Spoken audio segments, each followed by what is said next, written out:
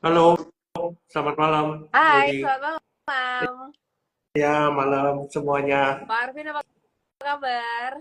Baik, baik. So far so good ya. Market rebound 2 hari ini, jadi oke. Hari Senin yang agak buruk ya. Jadi ya memang mungkin kita akan cerita lebih banyak soal yang kenapa hari Senin sell off dan sebagainya. Mungkin nanti kita akan bahas, Lady. Oke, sebelum kita ngebahas apa yang terjadi di hari Senin penuh dengan kehebohan, kita akan ngobrol terlebih dahulu tentang pemangkasan suku bunga oleh The Fed gitu ya. Ini Ya, menurut Pak Arvin, bagaimana pandangan Pak Arvin tentang keputusan The Fed yang memangkas suku bunga? Apakah oke. itu termasuk langkah yang tepat? Oke, jadi sebenarnya ini kan Lady untuk Fed cut itu kan akan terjadi kemungkinan masih belum pasti, tapi kemungkinan akan jadi di bulan September. Ya, Jadi kita akan melihat kira-kira di bulan September akan seperti apa. Cuma prinsipnya, kenapa kok terjadi adanya potensi terjadi pemangkasan suku bunga? Ini berkaitan dengan data yang keluar di hari Jumat kemarin. Jadi Jumat kemarin itu ada data yang kita bisa bilang untuk Amerika cukup buruk ya. Satu adalah memang tingkat penganggurannya naik, dan yang kedua memang tingkat lapangan kerja yang dibuka itu semakin lama semakin sedikit. Jadi itulah yang bikin kenapa uh, terjadi ibaratnya potensi ya pemangkasan suku bunga, karena kita bisa melihat bahwa ekonomi cenderung melemah di data Jumat kemarin. Makanya kenapa ada di hari Jumat kemarin banyak sell off, sebelum hari Senin pun sudah sell off dulu Amerika. Lalu di hari Seninnya kena lagi sell off, tapi masalah yang lain gitu. Nah, kalau kita ngelihat memang potensi terkait melemahnya ekonomi ini sudah kelihatan sebenarnya, sudah kelihatan. Cuma ini kan masih ada beberapa data yang kita bisa bilang satunya bagus, satunya jelek gitu. Nah, sekarang ini dua-duanya sama-sama jelek. Nah, jadi sebenarnya kita ngelihat apakah September akan terjadi pemangkasan suku bunga. Kemungkinan iya, paling 25 basis point atau 0,25% atau setengah persen. Nah, ini yang masih dilihat kira-kira apa yang akan terjadi. Jadi seperti itu sih, Lady, untuk gambarannya kenapa kok muncul istilah September akan cut gitu. Nah, mungkin seperti itu. oke, tapi apakah Pak Arvin setuju kalau pemangkasan suku bunga dari The Fed di bulan September nanti itu bisa menarik aliran dana asing ke ISG? Kan katanya ada yang bilang seperti itu. Apakah setuju dengan statement seperti itu? Oke, jadi jawabannya seperti ini ya, Lady. Memang kalau kita bilang bahwa memang pemangkasan suku bunga ini harus dilakukan secara lebih cepat daripada apa yang sebelumnya gitu. Karena gini, kita waktu The Fed waktu tahun 2022, mereka itu selalu denial, Lady. Jadi waktu itu inflasi sudah mulai naik, tapi mereka bilang, oh ini tuh bukan yang permanen atau transitory. Ujung-ujungnya ternyata inflasi itu naik sampai 9%. Jadi langsung naik, mereka kaget akhirnya menaikkan suku bunga luar biasa masif. Nah, ini jangan sampai The Fed itu melakukan kesalahan yang sama untuk kedua Ya. kalinya. Ketika mau menurunkan suku bunga, terlambat. Jadi datanya sudah keluar, jelek terus gitu ya. Fed-nya terlambat. Hmm. Nah, ini yang kita bisa lihat memang ketika terjadi pemangkasan suku bunga di Amerika, itu nyatanya mungkin banyak orang yang bilang bahwa oke, ini adalah hal yang positif buat market. Tapi yang perlu saya sampaikan, dari beberapa kali cut rate, itu justru market koreksinya dalam. Kenapa? Alasannya adalah memang The Fed itu biasanya selalu terlambat, Lady. Dalam mengambil keputusan selalu terlambat. Jadi ketika datanya sudah jelek dulu, baru di-cut gitu. Nah, tapi ada 1 tahun di mana Fed cut itu tidak menyebabkan crash. Itu terjadi di tahun 2019. Hmm. Jadi 2019 Fed terjadi cut rate, tapi cut rate-nya ini pelan-pelan, Lady, nggak langsung 0,25 terus langsung terus-terusan. Setiap bulan tuh 0,25, 0,25, 0,25. Kalau misalnya yang terjadi adalah cut rate terus-terusan dengan jangka waktu yang sangat singkat, itu artinya Fed-nya lagi panik, Lady, atau bank sentralnya lagi panik gitu. Nah, sehingga yang kita harapkan adalah Fed melakukan pemotongan suku bunga tapi tidak langsung, Hmm. pelan-pelan. Jadi growth-nya memang turun, tapi pelan-pelan, tidak langsung brek, langsung langsung jelek semua gitu. Nah, ini kan harapannya supaya Fed itu tidak terlambat dalam mengambil keputusan. Kurang lebih seperti itu, Lady. Jadi kalau ditanya apakah ini akan membawa flow ke IISG, jawabannya hanya satu, Lady. Apakah ini akan berujung kepada ekonomi yang resesi? Kalau misalnya ekonominya resesi, maka kebalik, Lady. Ujung-ujungnya orang akan lari ke safe haven aset seperti kita bisa bilang ada beberapa ya, yen Jepang, US dollar, emas dan teman-temannya. Tapi kalau misalnya Fed cut-nya tidak disertai dengan resesi seperti yang tahun 2019 gitu ya. Nah, ini akan kejadian berbeda. Flow-nya akan bisa lari ke emerging market, salah satunya kita gitu. Mungkin seperti itu, Lady. Tergantung. Nah, tadi sedikit menanggapi statement dari Pak Arvin tentang The Fed yang selalu terlambat tentang pemangkasan suku bunga. Itu kenapa ya, Pak ya? Kenapa mereka seharusnya bukannya bisa diantisipasi ya? Bukannya malah Iya. terlambat laporan yang ada. Ya, jadi mereka ini dalam mengambil sebuah keputusan adalah selalu data dependent. Dalam arti kita bisa lihat bahwa memang The Fed ini kan meetingnya itu tidak setiap bulan, tidak seperti BI. Kalau teman-teman ngikutin ya, dia itu tidak seperti BI. Jadi misalnya contoh, kita bisa bilang bulan Juli kemarin ada Fed meeting terakhir. Fed meeting berikutnya itu di September, Lady. Jadi butuh waktu another 2 bulan lagi, gitu kan? Nah, tapi kan ekonomi tetap berjalan, Lady. Ya. Maksudnya ekonomi tetap berjalan, data ekonomi tetap akan keluar terus gitu. Tapi ngambil keputusannya baru September contohnya. Nah, bisa-bisa kan terlambat gitu mengambil keputusannya setelah ini data sudah keluar semua baru jelek gitu. Nah, memang The Fed bukan berarti The Fed tuh harus ngikutin jadwal itu. Cuma kita tahu bahwa ada beberapa case ya, kita bisa bilang ada beberapa case Fed itu melakukan emergency meeting. Dalam arti di luar jadwalnya dia melakukan emergency meeting. Tapi itu hanya di tempat-tempat tertentu atau waktu-waktu tertentu. Contohnya COVID-19. COVID-19 itu belum jadwalnya, dia sudah melakukan pemangkasan suku bunga gitu, Lady. Jadi ini yang kita mau lihat, apakah kita lihat data ekonomi berikutnya, apakah ini masih konsisten jelek gitu. Kalau misalnya konsisten jelek, maka yang dilakukan The Fed harus melakukan emergency meeting sebelum September gitu. Okay. Nah, banyak sekali market participant itu sudah melakukan pricing in bahwa The Fed itu akan potong suku bunga sebelum September gitu. Nah, tapi ini kita mesti melihat data-data berikutnya gitu, Lady, supaya kita clear bahwa oke, ini data ekonomi The Fed ini nggak salah lagi nih, seperti yang waktu tahun 2022 kemarin. Mungkin seperti itu, Lady. Oke, nah kalau misalnya ternyata beneran di bulan September itu akan ada pemangkasan suku bunga, kira-kira sektor mana nih yang akan diuntungkan dari? Oke. Kalau kita bilang kalau di Indonesia memang backbone ekonomi kita itu hanya dua ya, Lady, yang paling jelas. Itu banking dan batu bara. Nah, kalau kita bilang memang harga minyak gitu ya, harga minyak kan memang kita bukan eksportir minyak, justru kita importir minyak gitu ya. Tapi kalau teman-teman lihat harga batu bara itu cenderung stagnan, between 120 sampai 150 dolar. Bottomnya 120, up-nya 150. Jadi bergeraknya range-nya ini gitu. Nah, dengan harga saham batu bara ini sudah turun banyak semenjak tahun 2022 sampai 2023 turunnya hampir 50%, kita bisa expect nih tahun 2024 karena range harganya sudah kelihatan, kemungkinan kinerjanya mirip dengan 2023. Kalau misalnya kinerjanya mirip dengan 2023, maka dividen yield-nya kurang lebih sama dengan tahun 2023. Ya mungkin kisarannya mungkin sekitar 10-15% lebih. Kurang lebih dividen yield setahun. Nah, itu pasti akan bikin investor asing tertarik banget gitu untuk dapat 10-15%. Tapi dengan catatan, Lidi, seperti yang saya bilang tadi, ini itu ekonomi Amerika resesi nggak gitu. Kalau misalnya ekonomi Amerika resesi, berarti kan ibaratnya secara market sentiment itu jadi jelek semua, Lady. Gitu. Gitu. Nah, satu lagi adalah banking. Memang kalau dari banking sendiri, dengan pemangkasan suku bunga, berarti kan likuiditas perbankan itu untuk narik dana jadi nggak semahal sebelumnya. Karena kan sekarang itu masalahnya likuiditas perbankan itu sangat ketat gitu, Lady. Mau dapat dana dari nasabah nih harus kasih bunga tinggi gitu. Nah, dengan ibaratnya suku bunga turun, harapannya si perbankan itu dalam menarik dana masyarakat itu nggak perlu ngasih bunga setinggi mungkin gitu, Lady. Jadi perbankan dan batu bara. Kemungkinan dua ini akan menjadi backbone ekonomi Indonesia gitu. Kurang lebih seperti itu, Lady.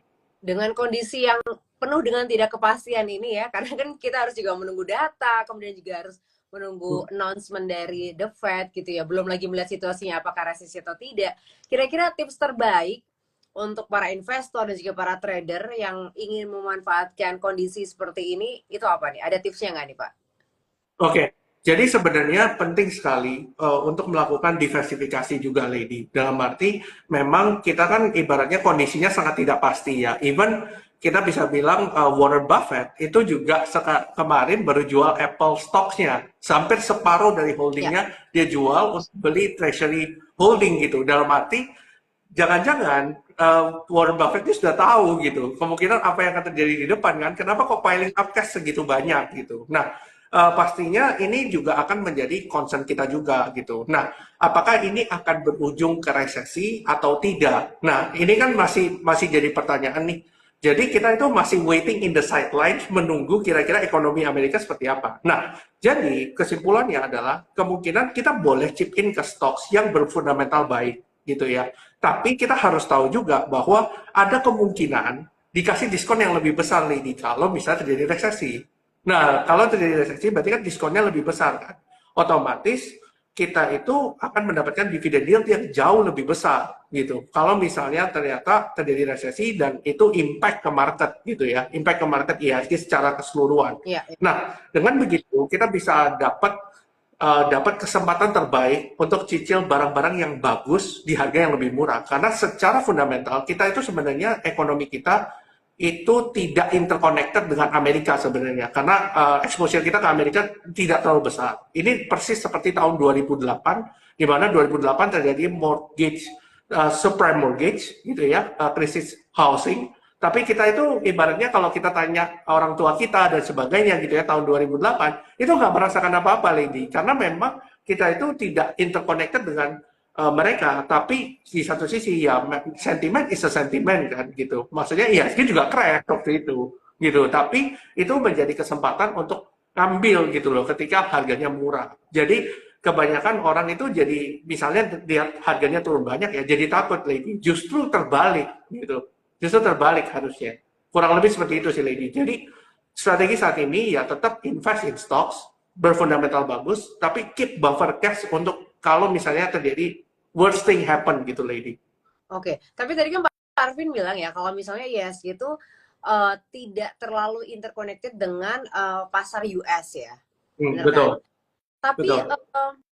biasanya nih, apa sih reaksi dari IHSG kalau misalnya ada kebijakan dari US terkait misalnya ada moneter di sana atau ada resesi di sana gitu. Apakah cuman crash biasa aja seperti yang tahun 2008 ataukah ada reaksi yang lain dari IHSG yang biasanya patternnya akan terjadi meskipun Oke, tidak terkoneksi secara langsung?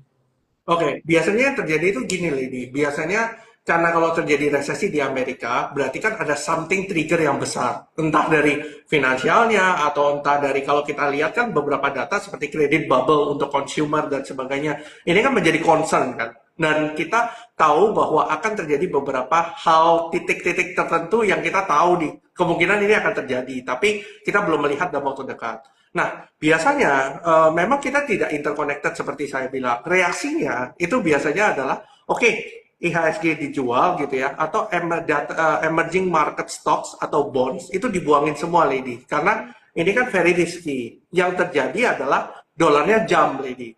Jadi dia tarik untuk pindah ke dolar, dolarnya dibalikin. Biasanya targetnya mereka itu adalah satu emas, yang kedua Japanese yen, yang ketiga US dollar, sama yang keempat Swiss franc.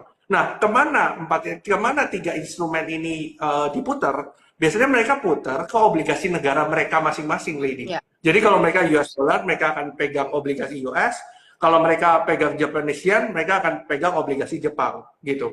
Nah, di satu sisi obligasi Indonesia juga berantakan, lady. Waktu itu ya, karena satu sisi kita kan ibaratnya secara emerging market, kita itu dianggap secara great investasi ya, Lady. Kita itu very risky, gitu. Emerging market soalnya, gitu. Jadi itulah yang menyebabkan kenapa meskipun fundamental kita bagus, tapi balik lagi kita masih diklasifikasikan sebagai emerging market, di mana emerging market itu volatilitasnya jauh lebih tinggi, gitu. Kurang lebih seperti itu, Lady. Oke. Nah, kalau seperti ini kondisinya gimana strategi yang baik gitu ya untuk menjaga keseimbangan antara risiko dan juga peluang di pasar saham kalau misalnya ada perubahan-perubahan yang seperti ini. Kita belum tahu, tapi kalau misalnya ini terjadi, gimana nih strateginya untuk menjaga keseimbangan antara risiko dan juga peluang di pasar saham? Oke. Prinsipnya adalah tadi seperti yang saya sampaikan, Lady, bahwa memang kita tetap invest in stocks ya. Meskipun saya pun pribadi, saya masih punya exposure di stocks gitu, terutama yang berfundamental baik. Misalnya contoh perbankan fundamental oke, kita bilang cold stocks memang bagi dividen. Terutama saham-saham yang bagi dividen ini, Lady. Kita bisa lihat bahwa memang turnover transaksi IHSG itu relatif kecil ya. Kita bisa bilang 7 sampai 11 triliun sehari gitu. Nah, memang kalau kita ngelihat sekarang ya, Lady, kita bisa bilang sekarang US dollar itu kan cenderung turun Ya. ya. Kita bisa bilang US dollar cenderung turun belakangan ini gitu. Artinya kita harus lihat apakah benar US dollarnya yang melemah atau justru rupiahnya yang menguat. Kita harus lihat dari sisi situnya. Nah, kalau kita lihat dari sisi situnya, Lady, yang menarik adalah rupiah ini cenderung menguat terhadap hampir semua mata uang. Kita bisa lihat Singapura dollar, US dollar, Aussie dollar, Japanese yen, hampir semuanya gitu ya. Nah, kita berarti bisa beranggapan bahwa terjadi inflow yang masuk ke Indonesia. Nah, sekarang the question is, apakah ini akan terjadi resesi atau tidak, gitu kan? Nah, kalau menurut gambaran dari flow-nya itu, gitu ya, Lady, menurut saya untuk US mencapai resesi, sepertinya belum, gitu. Sepertinya belum terjadi. Alasannya adalah melihat dari flow data. Satu adalah kita lihat bahwa kalau misalnya terjadi resesi, yang dilakukan oleh investor adalah pastinya menjual Indonesian stocks dan Indonesian bonds, gitu. Nah, ini tidak terjadi. Dua ini tidak terjadi. Yang terjadi adalah, oke, Indonesian stocks-nya sell off, tapi pindah ke bonds. Kita bisa lihat harga bond Indonesian bonds itu naik, Lady. 10 yang tenor 10 tahun itu cenderung naik. US dollarnya turun. Berarti kan ada inflow masuk, gitu. Itu gambaran sederhananya. Kalau misalnya terjadi resesi, harusnya bonds-nya sell off, stocks-nya sell off, US dollarnya naik, Lady. Itu yang terjadi. Nah, kemungkinan ini masih kita lihat bahwa investor kayaknya masih menilai bahwa kayaknya US nggak resesi kelihatannya. Ini yang kita bisa lihat sampai sekarang ya. Mungkin kita ngomong lagi, mungkin let's say bulan-bulan depan belum tentu terjadi gitu, Lady. Kita harus melihat data lagi, gitu. Kurang Ya, lebih ya. seperti itu. Oke, jadi ternyata sekarang kondisinya adalah rupiah ini malah menguat ya. Betul, It's very betul. very good ya. Very very good condition for us. Ya, betul. For Oke. current, ya, very good condition for us. Oke, kalau tadi kita sudah membahas yang tidak masih belum pasti gitu ya tentang pemangkasan suku bunga dari The Fed. Ini kita akan membahas sesuatu yang pasti karena sudah terjadi, yaitu hari Senin kemarin sempat heboh banget. Waktu itu kita juga ada IG Live pagi-pagi, Morning Juice bersama dengan Pak Hadrian juga. Wah, itu rame banget gitu kan, karena katanya suku bunga di Jepang yang biasanya adem-adem tiba-tiba on fire gitu. Mungkin Pak Arvin bisa cerita sedikit nih awal kejadiannya seperti apa, kronologinya seperti apa, dan sekarang kondisinya seperti apa nih? Oke, jadi gini, Lady. Memang kita bisa bilang Jepang Yen ini kan memang sudah suku bunganya ditahan sudah bertahun-tahun, Lady. Nggak cuma setahun kita bilang, bisa 3, 4 tahun, 5 tahun gitu. Bahkan mereka itu suku bunganya bukan plus, Lady, minus, minus 0,1% awalnya. Nah, sekarang itu baru terjadi yang namanya inflasi di Jepang gitu ya, karena pertumbuhan ekonominya sudah mulai bagus dan sebagainya. Sebenarnya kalau kita bilang secara ekonomi, Jepang ini keluar dari yang namanya deflasi. Mereka itu sudah deflasi bertahun-tahun. Sekarang mereka ekonominya mulai bertumbuh gitu. Nah, tapi di satu sisi memang dengan suku bunga itu tidak naik, sementara negara lain ikutan naik gitu, otomatis pastinya Japanese yen dibuangin terus, Lady, karena tidak memberikan yield. Orang akan lari ke negara lain. Makanya even sama Indonesia rupiah pun, Indonesia rupiah itu Japanese yen tahun 2019 itu 130, kurang lebih ya. Saya ingat sekali 130. Waktu tahun 2023 akhir, saya sempat bikin konten, Lady. 2022 akhir atau 2023, saya sempat bikin konten bahwa ini is the time to buy Japanese yen. Karena saya melihat bahwa ini itu banyak sekali fund manager atau korporasi itu pinjam dalam bentuk Japanese yen. Jadi ceritanya, kalau teman-teman ngerti konsepnya, bahwa ini istilahnya bisa kerennya adalah carry trade. Jadi ibaratnya mereka pinjam uang dari suku bunga yang rendah, mereka investkan ke something yang memberikan return yang tinggi.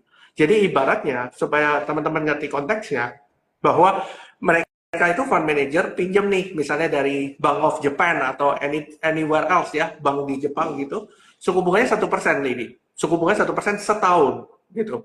Nah, mereka ambil kredit itu, lempar ke misalnya US Treasury Bills, misalnya di Amerika, atau obligasi Amerika yang return-nya itu bisa 5,5%, itu kan sudah cuan, Lady. Sudah ada spread di Iya, situ. banyak banget Sudah ada ya. spread. Iya, banyak banget kan. Ibaratnya jadi mereka itu pinjam yen, tukar ke US dollar, terus beli US stocks dan teman-temannya gitu loh, di kripto dan sebagainya. Makanya kenapa ketika Japanese Bank itu naikin suku bunga dari 0,1 ke 0,25, itu efeknya besar sekali. Nah, Hmm. banyak orang yang berpikir bahwa, loh kan naiknya cuma 0,25%. Jangan salah, Lady. Ketika suku bunga 1% naik ke 1,25, itu artinya beban bunga naik 25%. Iya, Gitu. iya. Beban bunga naik 25%, ditambah lagi Japanese yen-nya naik juga di saat yang sama. Dalam satu minggu, Japanese yen naik 14%. Gitu. Otomatis, oh, ibaratnya minjemnya harga 100, balikinnya harus 114. Gitu. Hmm. Jadi panik semua tuh. Panik semua. Akhirnya jualan semua sell off. Gitu. Indonesian stocks, crypto, semuanya pokoknya. Gitu. Oke, ini sedikit ini ya, sedikit menjawab pertanyaan juga ya Pak ya, sambil kita ongoing karena ini terkait dengan topik yang Jepang juga. Ini ada pertanyaan dari FND Lim. Bukannya kalau inflasi Jepang naik terus, maka BOJ akan menaikkan suku bunga yang mana bisa membuat yen perkasa? Oke. Nah, gini, Lady, memang kalau kita bilang Japanese yen, itu memang suku bunga itu tidak pernah selama ini naik naik sangat masif. Hmm. Contoh kita bilang US dollar, US, itu kan naik dari 0,25 sampai 5,5. Japan selama bertahun-tahun tidak pernah, Lady, naik sampai 1% pun nggak Jadi pernah. Mereka shock. paling naik, ya mereka naik kebanyakan paling 0,5%, gitu. Mereka paling kebanyakan naik 0,5%. Nah, sekarang pertanyaannya, ini kan ibaratnya satu sisi, Lady, kita harus tahu bahwa banyak perbankan yang juga harus ditolong. Karena mereka itu banyak beli obligasi pemerintah Jepang. Jadi ketika Bank of Japan ini naikin suku bunga, mereka harus consider orang-orang ini gitu. Hmm. Bank-bank ini loh yang mereka harus consider. Karena mereka itu kan pasti floating loss, Lady. Floating loss di obligasi, pasti. Dan for your information, Japanese government itu juga own dari Nikkei itu 50%, Lady. Wow. 50% dari Nikkei. Karena mereka buybackin kan. Nikkei kan dibuangin terus. Japanese government bonds kan juga dibuangin terus. Jadi mereka kumpulin nih. Gitu. Nah, kalau misalnya sell off, ya mereka juga kena sell off gitu. Makanya kenapa mereka tidak berani naikin suku bunga selama ini. Gitu. Nah, baru kemarin tidak tertahankan, Lady. Karena banyak sekali rakyat Jepang gitu ya, itu sudah komplain. Karena satu sisi mereka ini kan harus impor komoditi. Contoh misalnya batu bara, gas, dan teman-temannya, itu kan harus bayarnya pakai US dollar, karena kan mereka impor. Nah, di satu sisi, yen-nya melemah terus. Berarti kan cost of living kan naik, Lady. Cost of living Hmm. naik, orang komplain, gitu kan. Nah, Oke. akhirnya Bank of Japan ini naikin suku bunga, gitu. Karena nggak ada pilihan, no choice more than, gitu. Nah, akhirnya naikin suku bunga, ya sudah, berantakan semua, Lady. Berantakan semua orang-orang yang ibaratnya pinjam Jepang yen, langsung beliin yen Jepang semua gitu untuk cepat-cepat stock up untuk kalau misalnya mau balikin udah ada yen Jepangnya gitu. Akhirnya yen Jepangnya ramp up gitu. Gitu, Lady. Jadi sekarang kan baru hari ini ya, Bank of Japan menyampaikan bahwa kemungkinan mereka tidak akan menaikkan suku bunga lagi dalam waktu dekat. Karena mereka tahu bahwa market ini berantakan waktu Senin kemarin mereka naikin suku bunga. Jadi nggak mungkin kita akan naikin dalam waktu dekat. Jadi kemungkinan itu akan terjadi di Desember. Gitu, Lady. Oke, oke. Ini ya, kalau misalnya sekalinya adem gitu ya, baru naikin kesannya kecil gitu, cuman berapa 0, berapa persen, tapi udah heboh semua gitu ya. Ya, betul. Betul, Lady. Nah, ini tapi gimana nih cara mengelola portofolio kita selama periode volatilitas yang tinggi seperti kalau misalnya ada kejadian yang tanggal hari Senin tanggal 5 Agustus itu. Ini gimana nih caranya kita untuk menjaga atau mengelola portofolio kita? Ada strategi Oh, khusus? oke. Sebenarnya kalau kita mungkin berkaca dari IHSG, mungkin kita bisa bilang 2 minggu terakhir ya, Lady. Sebenarnya nggak bergerak kemana-mana. Kalau kita lihat ya, 2 minggu itu nggak bergerak kemana-mana, dan posisinya itu sebenarnya sudah di resisten. Posisinya sudah di resisten dan nggak bergerak kemana-mana. Sebenarnya itu indikasi bahwa ini market nggak kuat ke atas, Lady. Entah apa yang bikin ke bawah nggak tahu, gitu. Tapi kan kita nggak tahu kan, hari Senin itu terjadi seperti itu. Tapi prinsipnya kemarin itu saya justru banyakin karena saya sudah tahu di resisten posisinya waktu itu dan memang ibaratnya kok nggak kuat naik ya, nggak kuat naik ya. Nah itu saya tingkatin porsi cashnya sekitar 50-60% gitu dari portfolio ya 50-60% karena saya tahu ini kalau terjadi sell off nih saya bisa tangkap di bawah gitu, Lady, gitu. Itu yang saya lakukan di Senin. Itu yang saya lakukan di Senin. Lalu di Selasa Rabu itu kan memang naik ya. Ada beberapa holding saya yang naik ya. Saya anggapannya ya saya sell on strength dulu, nanti saya lihat lagi gitu. Karena di market seperti ini kita itu nggak bisa sekarang ini belum bisa kayak oke, beli terus hold panjang gitu, kecuali barang-barang yang berfundamental baik.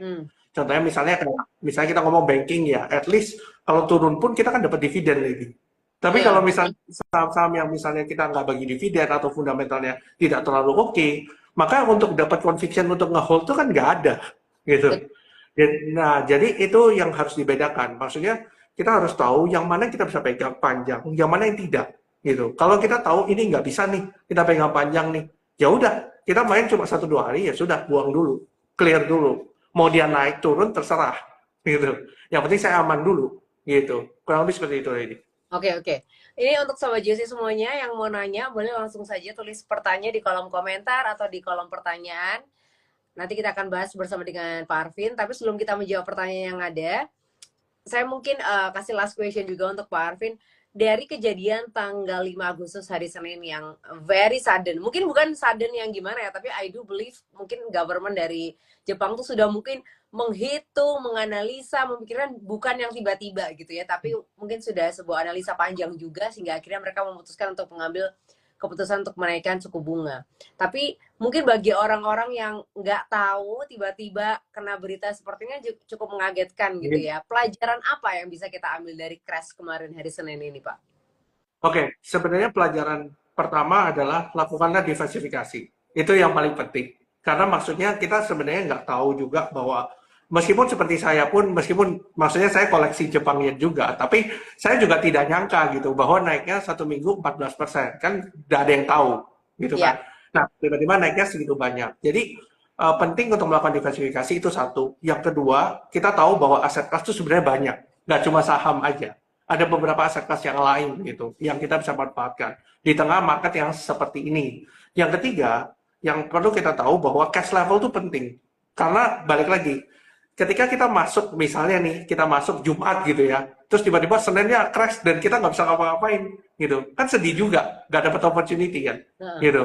Nah, makanya kenapa cash level itu penting gitu. Jadi nggak perlu, oke, 100% exposure semua masuk gitu. Nggak perlu, karena kita itu perlu buffer gitu. Maksudnya perlu buffer sekitar 20-30% cash level minimal gitu untuk misalnya terjadi apapun, ya sudah kita keluarin 20-30% ini. Average kita kan jadi turun. Ketika kita misalnya ternyata 2 hari itu naik, lady misalnya, itu akan balik ke average kita minimal, gitu. Ketika balik ke average kita, ya tinggal kita pilih posisinya. Apakah kita mau jual di saat itu, amankan cash dulu, atau kita masih mau lanjutin, ikutin ibaratnya teknikalnya gitu. Ini kan tergantung masing-masing ya, gitu. Keputusannya kan bisa masing-masing, beda-beda gitu. Gitu sih, Lady. Oke, kalau gitu belajar sesuai dengan tipsnya dari Pak Arvin tadi ada 3, semoga itu bisa menolong dan bisa dipraktekkan ya untuk Sobat JOC semuanya. Ini ada pertanyaan Pak dari Benny 321. Jadi yen kira-kira apakah yen akan tetap menguat? Saya munculkan pertanyaannya di layar. Ya. Oke. Jadi kalau ditanya soal yen ya, ini saya juga maksudnya ibaratnya saya kan kemarin pegang yen ya, tapi saya lepas separuh 2 hari yang lalu karena mempertimbangkan memang kan kalau currency naik 10% itu jarang terjadi gitu, jarang terjadi. Makanya saya memutuskan untuk cut separuh dari holding itu untuk mempertimbangkan untuk kira-kira bisa dikolek lagi nggak nanti. Tapi saya belum masuk juga sih. Karena gini sih Lady, melihat dari kondisi waktu Senin, Selasa, saya lihat kan ibaratnya Senin naik 4%, Selasa naik 2%, kalau nggak salah. Kalau nggak salah ingat begitu, 4 terus 2 gitu. 4 terus 2, saya melihat tidak mungkin Bank of Japan tidak intervensi, Lady. Entah bikin statement atau apa, pasti akan bikin gitu. Makanya kenapa saya memutuskan untuk, ya udah deh, saya lepas dulu separuh, nanti saya coba cari entry level yang lebih baik gitu, sambil melihat kondisi ekonomi ke depan. Balik lagi, kalau misalnya ternyata inflasi ini masih persis, terutama di Jepang sana, ya kemungkinan kan ada chance untuk naikin suku bunga lagi kan. Which means kalau naikin suku bunga lagi, ya kemungkinan kan ibaratnya dengan suku bunga di negara lain itu cenderung turun, dia malah naik sendiri, berarti kan kebalik nih ceritanya. Yang dulu Jepang yen melemah jadi menguat sekarang, kebalik gitu. Nah, makanya kenapa penting untuk kira-kira lihat data berikut-berikutnya ini Lady untuk melihat apakah Jepang yen ini masih layak untuk dipegang gitu. Itu kalau dari saya gitu. Jadi saya mau melihat kira-kira ini ketika saya lepas, oke, ini kan saya masih punya separuh nih. Ya, Saya masih ada peluru separuh untuk melihat lagi gitu. Gitu sih Lady. Kurang jadi lebih kayak kalau gitu. jadi kalau ditanya apakah kira-kira akan tetap menguat, masih belum tahu juga ya Pak kepastiannya ya. Kita akan Betul. statement dari Bank of Japan ya. Ya, nunggu statement Bank of Japan dan keputusan mengenai resesi, Lady. Karena balik lagi, saya bilang kan kalau misalnya terjadi resesi, maka ada beberapa currency yang akan justru menguat. Ya, ya, yang tadi saya bilang US dollar, Japanese yen, emas, dan juga Swiss franc. Empat mata uang ini yang justru akan menguat di tengah resesi. Kalau itu terjadi. Tapi kan belum tentu, gitu. Oke. Itu dia pertanyaan dari Benny 321. Terima kasih sudah bergabung. Kemudian ini pertanyaan yang menyangkut tentang pemangkasan suku bunga The Fed. Tadi kan Pak Arvin bilang kalau misalnya ada pemangkasan suku bunga, kemudian ada resesi. Di Indonesia sendiri di ISG itu yang kuat itu adalah banking dan juga coal, batu bara. Nah, ini Betul. pertanyaannya dari investor newbie, ada hubungan pemangkasan suku bunga dengan harga komoditas terutama coal tuh apa hubungannya? Apa Oke, sebenarnya sebenarnya kalau dibilang secara direct, apakah interest rate cut itu hubungan dengan coal secara langsung, itu sebenarnya tidak. Tapi kita harus tahu bahwa negara kita itu adalah backbone-nya adalah banking dan coal stocks. Jadi kalau investor asing mau masuk ke kita, itu harus ada katalis ini. Katalisnya entah bankingnya yang bagus atau coal-nya yang bagus. Nah, ini kita bisa berkaca ya, waktu tahun 2022, kalau teman-teman ingat tahun 2022, indeks negara lain itu justru ambles, teman-teman. Kalau teman-teman ingat ya, kita hijau sendiri, yang lain ambles gitu. Kenapa? Karena kita itu adalah call-nya waktu itu dari harga 60 naik ke 400 waktu itu. Makanya ada story yang masuk ke Indonesia bahwa oke, Indonesia ini earnings growth-nya bakal bagus nih dan akan menjadi multiplier effect untuk beberapa sektor lainnya gitu. Jadi kalau saya ngelihat ya sekarang itu kuncinya ada di banking dan coal stocks karena kalau investasi mau masuk ke Indonesia ya dua sektor ini yang akan mereka kejar karena itu bagi dividen juga gitu. Kurang lebih seperti itu. Oke. Terima kasih itu dia pertanyaan dari investor newbie. Kemudian pertanyaan selanjutnya dari Chris. Selamat malam, mohon info naiknya ISG sekarang ini karena sudah tren bullish atau just DCB? Ini saya munculkan pertanyaan ini di layar. Oke, oke. Kalau ngelihat dari posisi sekarang ya, memang IHSG itu jebol ki area di level 7.200 karena Senin kemarin yang koreksi dalam ya 4%. Habis itu ini adalah ibaratnya lagi retrace ke atasnya gitu ya. Nah, sekarang kita mau melihat karena memang belum ada koreksi yang very major terkait ya kenaikan IHSG belakangan. Jadi mungkin akan ada another test, mungkin akan ke bawah lagi sekali lagi, entah di level berapapun, mungkin di sekitar 7160 sampai 7130 atau even lower kembali ke last low kemarin. Per sekarang, saya nggak melihat ini akan menjadi rebound yang sangat masif, karena kalau kita berkaca dari Bloomberg, kalau nggak salah kemarin, gitu ya, ada satu berita mengenai Goldman Sachs itu kemarin menyampaikan bahwa unwind dari carry trade yang terjadi di Jepang itu belum semua terselesaikan. Belum semua terselesaikan waktu minus yang dalam 12% Nikkei itu belum selesai. Jadi masih ada separuh lagi gitu. Nah, apakah ini juga akan menjadi another sell off lagi sekali lagi sebelum ini sudah clear baru bisa naik lebih enteng. Tapi kelihatannya kalau misalnya ini sudah selesai, harusnya untuk naik ke atas itu lebih enteng daripada sebelum-sebelumnya. Mungkin seperti itu sih, Lady, kurang lebih. Oke, itu dia pertanyaan dari Chris. Terima kasih. Kemudian pertanyaan selanjutnya, ini sedikit sedikit tanya tentang emiten nih, Pak. Sebentar ya. Ya, boleh. Untuk buka dari Hono Setiadik, saya munculkan pertanyaan di layar. Oke, buka ya. Jadi sebenarnya Bukalapak ini kan salah satu perusahaan tech ya, dan perusahaan tech ini akan diuntungkan secara narasi kalau misalnya terjadi cut di suku bunga, gitu ya. Kalau terjadi cut di suku bunga, tech stocks ini bakal bagus banget gitu ya. Kita bisa bilang bakal bagus banget. Tapi yang saya kurang suka adalah technicalnya sebenarnya. Kenapa? Karena Bukalapak ini jebol dari key level di 117 dan kalau kita lihat secara volumenya juga gedenya minta ampun. Waktu turun dari support level itu turunnya dengan volume yang sangat tinggi. Meskipun hari ini retrace back ya ke atas, tapi kita mau melihat apakah Bukalapak itu bisa recover at least di atas 119 gitu. Nah, per sekarang itu masih bertahan di atas level 116, which means belum berada di safe zone.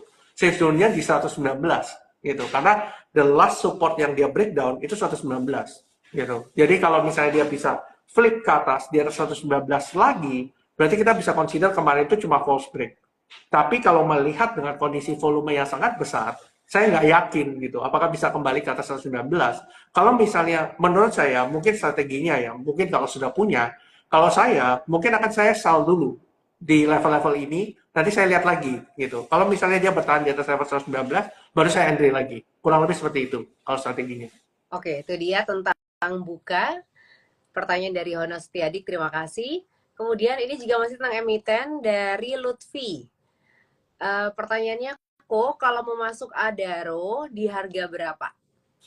Oke, kita ngelihat dari segi Adaro sendiri, Adaro itu ini ya, mantul di level 3.100. Tapi balik lagi, memang Adaro ini kan naiknya sudah lumayan banyak. Dari kalau kita ngitung swingnya yang terakhir, itu dari tanggal 16 Juli sampai 2 Agustus. Jadi kita masih belum tahu ini apakah akan retrace dulu atau akan konsolidasi biasa. Nah, per sekarang saya melihat bahwa kalau kita mengacu pada last low, bahwa last pantulan terakhir itu di 3120. Jadi kalau misalnya 3120 ini tidak jebol, boleh spek dulu di area 3120, stop loss-nya tetap di bawah 3100. Karena kalau jebol daerah 3100, maka akan ngejar daerah 29 lagi. Kurang lebih seperti itu. Oke, itu dia tentang Adaro. Terima kasih. Kemudian pertanyaan selanjutnya, ini sebenarnya sudah dijelaskan oleh Pak Arvin, tapi mungkin boleh dijelaskan sedikit lagi ya Pak. Ini ada pertanyaan dari Sidik Mukla. Apa yang akan terjadi pada market global ketika the Fed cut di September nanti? Oke, Itu tergantung juga kondisinya resesi atau tidak tadi ya jawabannya ya sebenarnya. betul.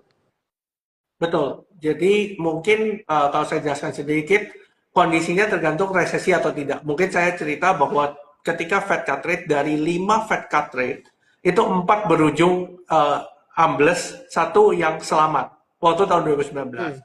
Jadi kita ngelihat bahwa memang Fed itu selalu behind the curve. Beberapa kali gitu ya, selalu behind the curve.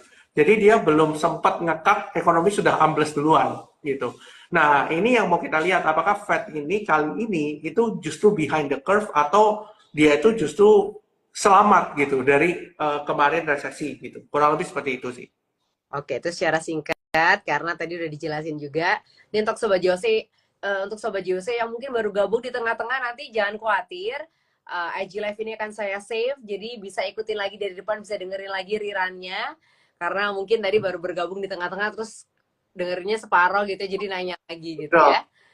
betul. Oke, ini kemudian pertanyaan lanjutan dari Benny 321. Berarti sekarang ini better kita konsen di big banks dan juga cool sector ya. Saya munculkan pertanyaan di layar. Iya, kita bisa bilang adalah saham-saham yang memiliki fundamental yang baik. Karena gini sih sebenarnya, alasan dibalik itu adalah satu, memang kalau secara banking stocks, memang kita bilang bahwa banking stocks ini ada backbone. Satu, yang kedua, ketika Fed cut, ini menguntungkan saham banking di Indonesia, gitu. Kalau coal, memang backbone kita adalah coal company juga, gitu. Dan juga harga coal itu relatifly sudah kelihatan range-nya. Kemungkinan ya tidak jauh-jauh kinerjanya dari 2023. Berarti secara tidak langsung kita sudah bisa estimasi, ibaratnya dividennya berapa, gitu. Nah, per sekarang kan kita tahu bahwa kondisi pasar itu tidak menentu. Apalagi IHSG itu turnover-nya kecil gitu, di 7 sampai 11 triliun. Whatever can happen kalau likuiditasnya kecil, gitu. Jadi kalau misalnya koreksi kan ibaratnya kita sudah tahu, kita punya pegangan gitu bahwa dividennya itu kurang lebih sekian, gitu. Kita nggak peduli harganya, kita peduli dividennya itu kurang lebih sekian gitu. Nanti kalau misalnya ternyata market melakukan apresiasi karena tidak resesi, maka yang dikejar oleh investor asing biasanya nggak jauh-jauh dari banking atau gold stocks. Tapi kalau misalnya ngomong secara narasi, misalnya suku bunga turun, kita bilang ya, maka ada beberapa sektor yang akan menarik. Contohnya, kita bisa bilang tech stocks, gitu ya. Ini akan menarik juga. Yang kedua adalah properti, gitu. Properti ini sudah lama nggak manggung nih, udah lama banget, sudah bertahun-tahun gitu. Nah, ini mungkin akan menjadi katalis yang sangat positif karena memang katalis dari properti itu ada suku bunga. Kalau misalnya suku bunga turun, orang akan bikin narasinya adalah, oh ini suku bunga turun, artinya banyak orang yang demand for property, more and more property. Kurang lebih seperti itu. Oke, itu dia menjawab pertanyaan dari Beni 321 tentang Big Bank dan juga close sector. Terus kemudian ini ada pertanyaan tentang emiten dari Yeti Tanu. PTBA masih bisa holdco? Oke, kita lihat PTBA ya. Sebentar, saya buka chartnya dulu. PTBA itu kan kerjaannya itu lebih banyak ke, saya ingat mainnya banyak di lokal, supply ke PLN, sama ekspornya ke India yang besar, gitu ya. Nah, saya baru baca report mengenai Indian demand for coal ya. Jadi di first half Indian demand for coal itu bagus gitu ya. Tapi in the second half ini agak sedikit menurun karena ada seasonality memang untuk Indian ya. Dan kita bisa lihat bahwa kinerja Q2-nya PTBA itu relatif lebih baik dibandingkan dengan Q1 gitu. Teman-teman bisa cek Q2-nya lebih baik daripada Q1. Nah, kalau kita bicara technical, balik lagi, kalau kita bicara technical, memang PTBA ada support di atas di level 2540 sampai 2580. Dan di tengah market crash yang waktu hari Senin, itu supportnya nggak jebol. Gitu. Dengan katalis negatif sebesar itu, ini nggak jebol. Artinya kan sebenarnya ada demand power di sana kan. Ibaratnya support tuh nggak dijebol, berarti kan ada pembelinya, gitu. Ada demandnya di situ. Jadi ya kalau menurut saya ya cek aja dari 2540 sampai 2580 ini apakah kuat atau tidak. Kalau tidak kuat, maka akan ke 2400 gitu. Ini yang kita mesti lihat gitu. Jadi ibaratnya kalau teman-teman mau beli gitu ya, pastikan punya trading plan-nya harus gimana gitu. Kalau misalnya turun di bawah 2540, apa yang harus kita lakukan? Kalau misalnya kita belinya misalnya langsung mantul, apa yang harus kita lakukan gitu. Jadi per sekarang kalau mau masuk, kalau ibaratnya support levelnya ya 2540 gitu. Kalau misalnya jebol di bawah 2540 ya kalau sudah masuk semua ya cut sebagian, nanti ambil lagi di 24 gitu. Kurang lebih seperti itu. Oke, itu dia untuk PTBA.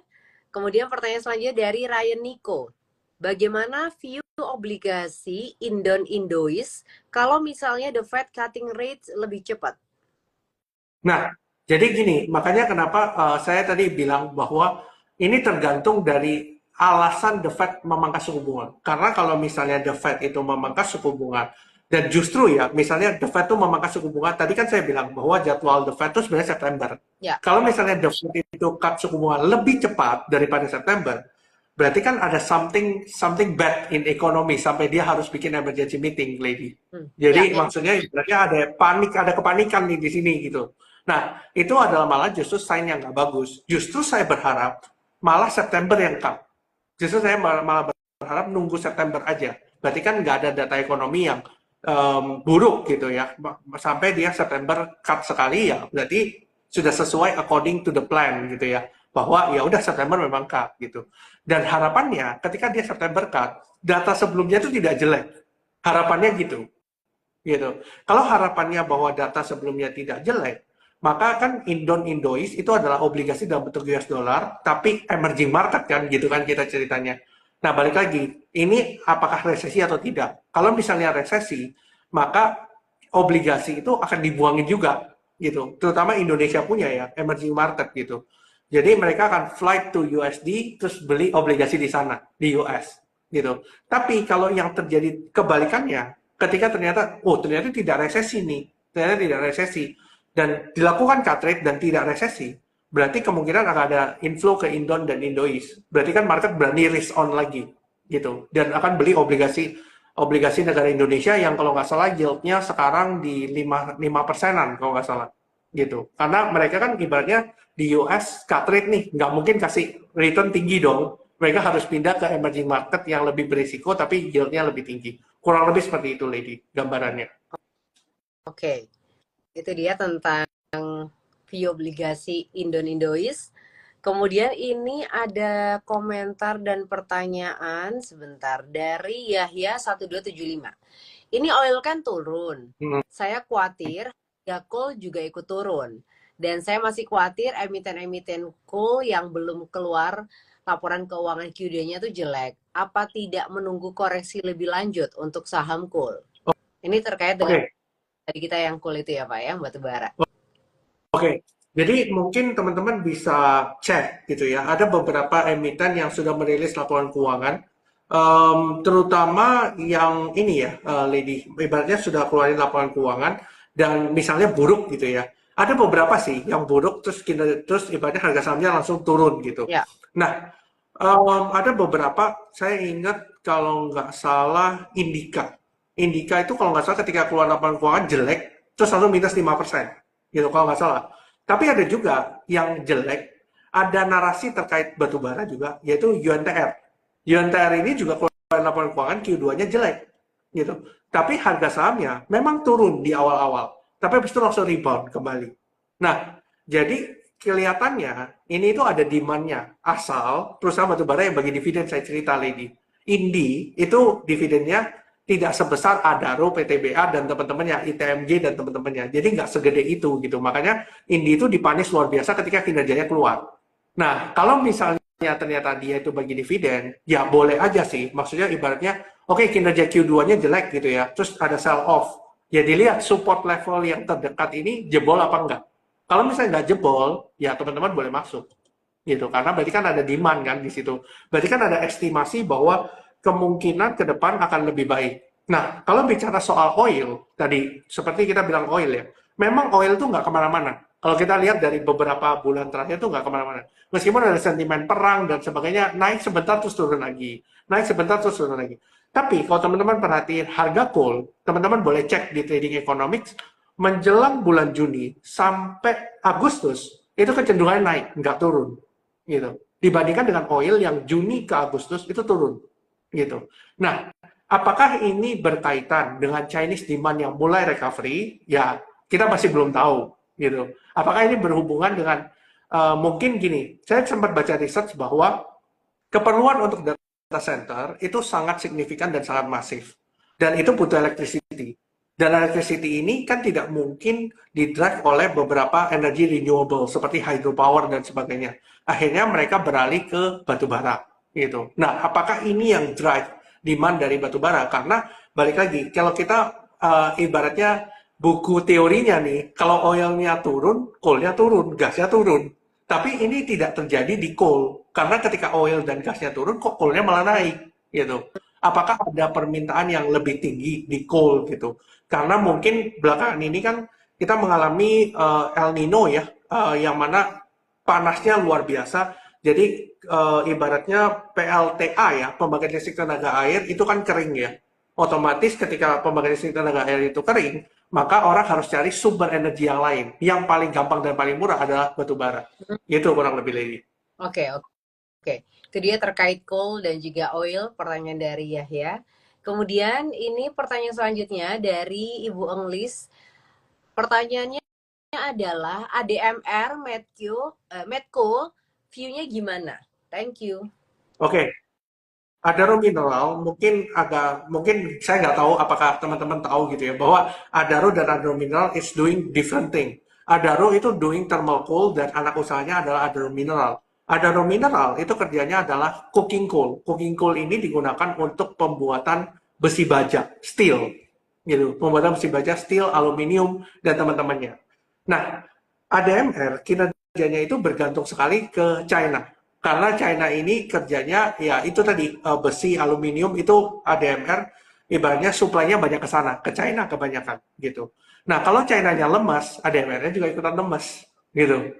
Nah, kalau Adaro mungkin masih punya exposure ke Korea Selatan, masih punya exposure ke Jepang, macam-macam gitu. Nah, kalau saya ngelihat ADMR, secara teknikal sendiri, ADMR itu sudah breakdown dari sideways-nya yang lama di hari Senin kemarin.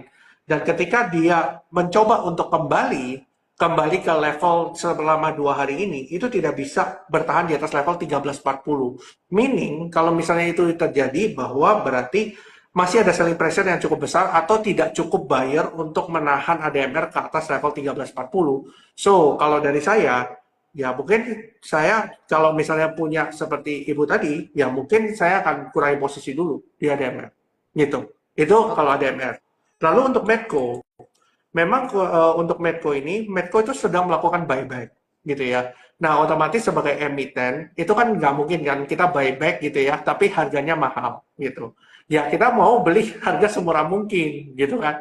Nah, apalagi dengan sentimen oil yang cenderung turun belakangan ini gitu. Jadi itu menambah beban dari kenaikan harga saham Medco gitu. So far menurut saya Medco itu masih sideways ya. Kalau misalnya pergerakannya ya ranging lebarnya ya 12.30 sampai 13.60. Itu ranging lebarnya di situ. Ya kalau misalnya mau low risk ya coba spekulasi aja di 12.30, asal nggak jebol ya aman gitu. Itu untuk Medco sih. Kurang lebih seperti itu. Oke, itu dia untuk Medco. Kita masih punya waktu sekitar 6 menit.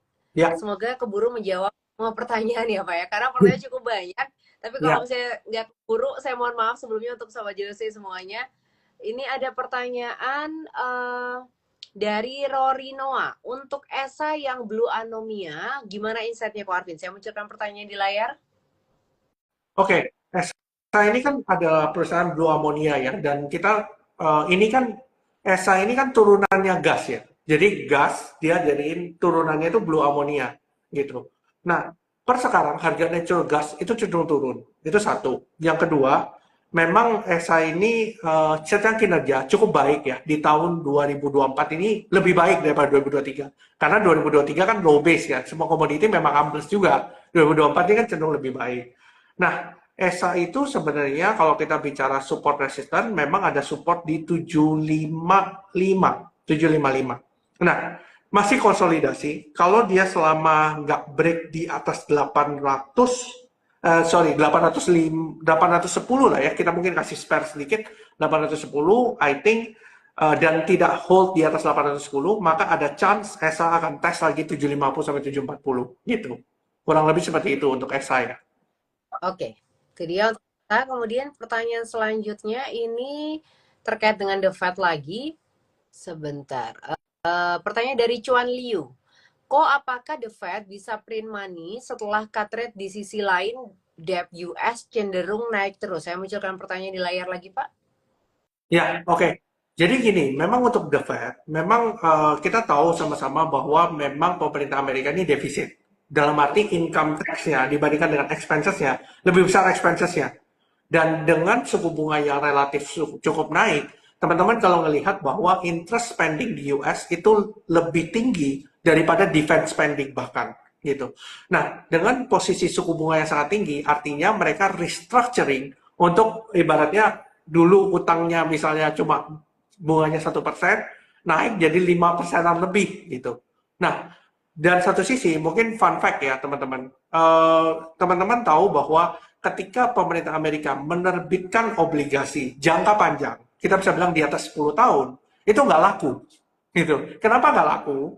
Karena mereka tahu bahwa US itu akan butuh uang untuk print terus. Gitu. Jadi buat apa saya megang US bonds untuk jangka yang sangat panjang di 10 tahun. Nah, gimana caranya US itu membiayai mereka punya defisit? Caranya adalah menggunakan treasury bills atau obligasi negara di bawah 1 tahun. Karena kalau orang di bawah 1 tahun dengan suku bunga yang tinggi, mereka akan beli gitu. Contohnya misalnya saya nih dikasih kesempatan untuk beli US bonds 1 tahun doang pegang, dapat bunga 5% USD. Ya saya mau gitu. Tapi kalau 10 tahun saya nggak mau gitu karena terlalu panjang dan terlalu banyak resikonya gitu. Makanya kenapa Warren Buffett kalau teman-teman ikutin dia kan jual Apple stocks-nya. Yang dia beli adalah treasury bills.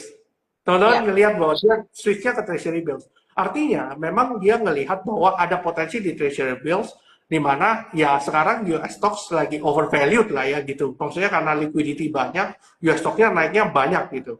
Nah, sekarang yang ditanyakan, apakah The Fed bisa print money setelah cut rate? Jawabannya adalah, ya tadi, kalau misalnya mereka masih defisit, Gimana caranya mereka nggak mungkin nggak print money gitu. Pasti print Ya. gitu. Itu udah pasti print gitu. Nah, sekarang kan mereka mencoba untuk cut rate supaya suku bunganya yang dulunya 5% nggak 5% lagi. Ketika mereka print, itu suku bunganya turun gitu. Harapannya mereka begitu. Gitu, kurang lebih seperti itu sih. Jadi selama US defisit, tidak ada chance bahwa US ini akan membayar utangnya dengan income-nya. Pasti dia akan gali lubang tutup lubang. Kurang lebih seperti itu. Makanya yang jadi kunci dari US itu adalah ini apa? Debt ceiling. Kalau teman-teman ingat bahwa beberapa tahun lalu ada yang namanya debt ceiling. Nah, debt ceiling itu kan dilepas sampai tahun 2025 gitu. Nah, nanti ketika pemerintahan yang baru, mereka harus negosiasi lagi mengenai debt ceiling ini gitu. Nanti pasti akan ada tensi politik lah ya, kurang lebih misalnya presidennya Trump, tapi DPR-nya Demokrat gitu. Pasti akan ada deal-dealan lagi. Kurang lebih seperti itu sih. Oke. So actually we still have some question left. Tapi karena kita very limited di waktunya juga, jadi mohon maaf untuk Sobat Jesse semuanya, kita tidak bisa menjawab semua pertanyaan. Tapi pastinya terima kasih banyak untuk Sobat Thank Jesse yang you. sudah bergabung malam di Juice You Up. Nggak berasa Pak Arvin, sudah hampir 1 jam, karena seru banget pembahasannya, banyak banget juga Sobat Jesse yang nanya. Seru banget, terima kasih untuk insight-nya, untuk Thank you. knowledge-nya, untuk malam hari ini. Penjelasannya juga very clear, jadi kita juga mengerti tentang apa yang terjadi dan juga untuk strategi kedepannya seperti apa terkait dengan The Fed pemangkasan suku bunga ini. Sekali lagi terima kasih banyak Pak Arvin untuk Thank you. waktunya, ya Thank you, ilmunya. lady. Thank you, teman-teman. Oke, kita ketemu lagi next time ya Pak Arvin ya. Thank you. Oke, Thank you semuanya. saya Ledia pamit, Pak Arvin juga pamit. See you, bye-bye. Bye-bye. Thank you.